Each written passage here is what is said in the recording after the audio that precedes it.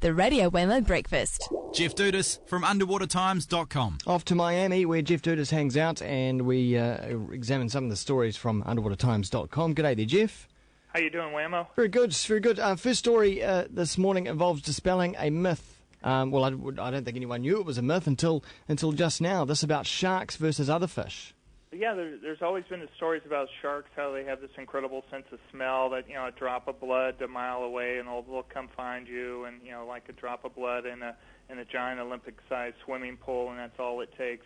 And so these scientists, actually these Florida scientists, local scientists, went out to prove this one way or another, just how strong of a sense of smell sharks actually have. And they've come up with some news that sort of puts them with every other fish. But so the story goes that they tested all these different types of sharks, several different types of sharks and rays, basically their relatives, and they hooked them up in this machine where they were feeding these amino acids into their noses, basically. And if sharks actually are very specialized in one sense, the way they smell. Where we have sort of with our nose, we breathe through our nose and also smell through our nose. Sharks actually, they have gills, and so that's how they breathe, and they have a specialized nose where they draw in, all the water and such. And they have all these little folds in there, and called laminae. And they're, compared to other fish, they actually have much larger laminae, much more folds, and that's why that's sort of where this myth came from, that because their olfactory senses were so large and all these folds, they must be much better than other fish. So they went about and they were squirting these amino acids, which are basically, the building blocks of proteins, and this is really what sharks eat. So they must be attuned to it. So they rigged them up, squirted this in there, and they were measuring the electrical impulses. And the news came back, and it's basically compared to other fish, it's basically the same. So no big difference. So is this quite controversial? I don't know if it's controversial. It's just more of it's one of these things. This long-held assumptions. It's like if you have a large nose, maybe you smell better, or you have more finely attuned. Well, not really so. And they basically got it down to, so what sharks can smell is one drop of per billion, basically. That's one drop of blood or one drop of protein per billion, which really translates into sort of an average swimming pool, maybe a backyard swimming pool. And then also, which it's in tune to sort of the background and what you might expect in a coastal area is one drop per billion. That's just sort of average. And so if it was any more sensitive, then they would sort of say their nose would be useless because they'd be smelling everything. So anything above that, they can really tune into it. On to the next story. We love a good whale story, and this one's rather extraordinary. A whale that's taken a massive journey. Yeah, they're calling it a world record, the longest ever documented migration by a mammal, a quarter of the distance of the globe. A female humpback whale has swam around, at least 10,000 kilometers.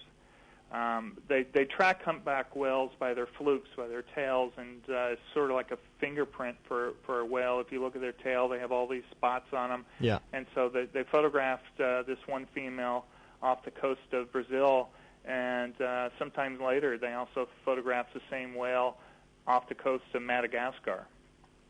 So, if you can think about that, the scientists are sort of scratching their head, well, how did this whale do it? And they think, well, maybe it was two journeys, one from Brazil to Antarctica where they feed, and then from Antarctica to up to Madagascar. No, and they're not in a pod or anything at all? They don't travel together?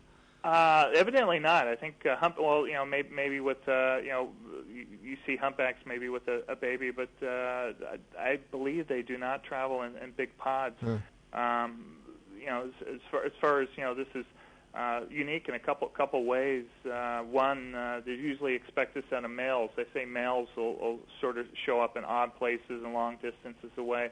Not so much females. Usually females go back to the same spot. So they're saying, well, perhaps this makes them more flexible, where they can try out new spots and maybe old spots to find a mate that didn't work before.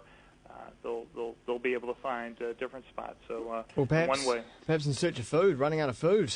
Well, hopefully not, and hopefully not running out of mates either. So.